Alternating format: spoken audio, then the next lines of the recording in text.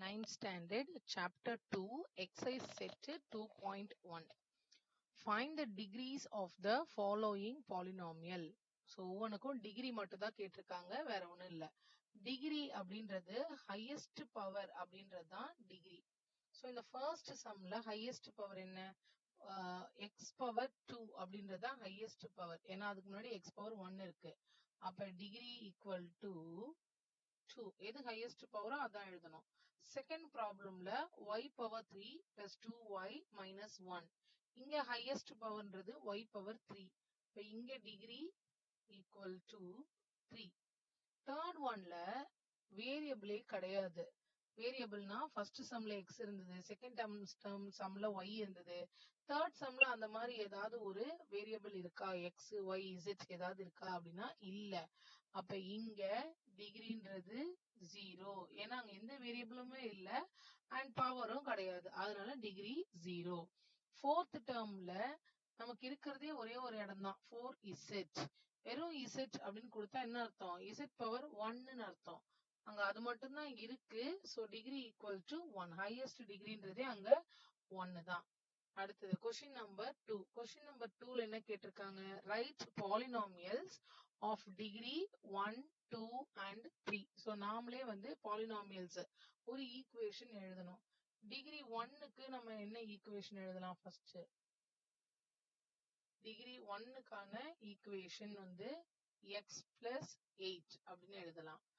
Degree 2க்கான equation x square plus 5x plus 3 அப்படின்னு எழுதலாம். பவர் 2 தான் ஹையஸ்ட் டிகிரியா இருக்கணும், அப்பதான் அந்த டிகிரி 2ன்னு சொல்லுவோம்.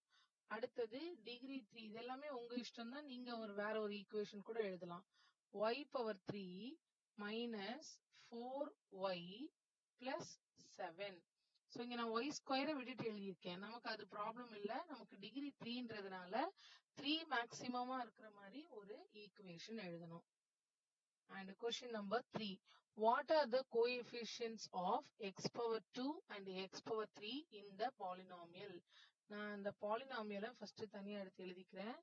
x power 4 minus 3x power 3 plus 6x square minus 2x plus 7. இதுல ஃபர்ஸ்ட் என்ன கேட்டிருக்காங்க? கோஎஃபிஷியன்ட் ஆஃப் x power 2, அடுத்தது x power 3. x power 2 எங்க இருக்குன்னு பாருங்க, அது பக்கத்துல இருக்கிற நம்பர் தான் நமக்கு coefficient of x power 2. So இங்க coefficient of x power 2 equal to x power 2 பக்கத்துல என்ன நம்பர் இருக்கு? 6. 6 பக்கத்துல இருக்க சிம்பிளையும் சேர்த்து எழுதிக்கணும், பிளஸ் 6. அடுத்து என்ன கேட்டிருக்காங்க? x power 3க்கு கேட்டிருக்காங்க. So coefficient of x power 3 equal to 3 பக்கத்துல என்ன நம்பர் இருக்கு நமக்கு? இங்க மைனஸ் 3, அங்க சிம்பிளோட சேர்த்து எடுக்கணும்.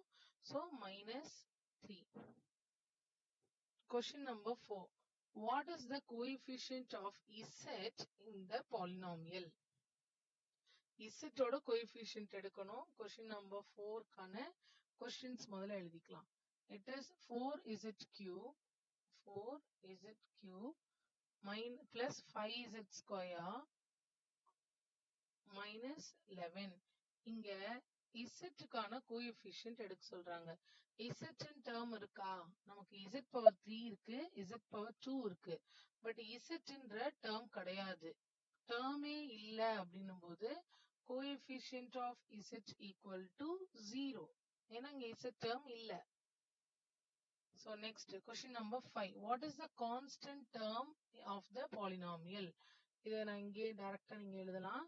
இங்க ஃபர்ஸ்ட் டேர்ம் x பவர் 3 ஓட கோஎஃபிஷியன்ட், அடுத்தது x பவர் 2 ஓட கோஎஃபிஷியன்ட், அடுத்தது x பவர் 1 ஓட கோஎஃபிஷியன்ட், லாஸ்ட்ல தான் எந்த ஒரு x டேர்மும் இல்ல. அப்ப நமக்கு கான்ஸ்டன்ட் ஈக்குவல் டு மைனஸ் 10. அந்த இதோட சிம்பிளோட எடுத்துக்கணும், சைனோட எடுத்துக்கணும். கான்ஸ்டன்ட்ன்றது மைனஸ் 10.